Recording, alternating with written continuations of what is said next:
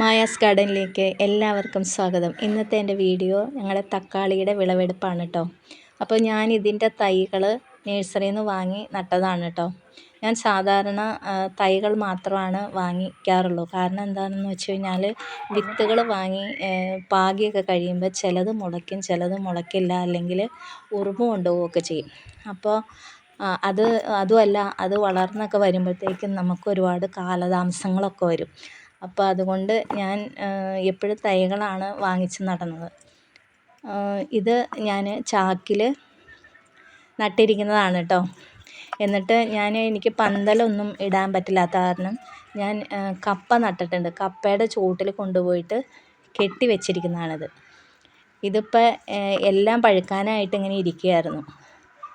അപ്പോൾ ഇതിൽ നല്ലപോലെ പഴുത്തത് മാത്രമാണ് കേട്ടോ ഞാൻ എടുക്കണുള്ളൂ. ഇത് കണ്ടു കഴിഞ്ഞാൽ എടുക്കാനൊന്നും തോന്നുന്നില്ല. പിന്നെ നമ്മൾ എടുക്കാതിരുന്ന് കഴിഞ്ഞാൽ ഇത് പഴുത്ത് താഴെ ചാടി പോകും. അപ്പോൾ അതുകൊണ്ട് ഞാനിന്ന് നന്നായിട്ട് പഴുത്തത് മാത്രമാണ് എടുക്കണുള്ളൂ.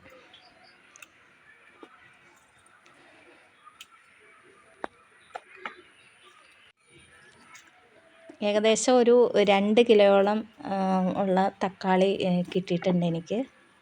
ഇനി എടുക്കാനുണ്ട്.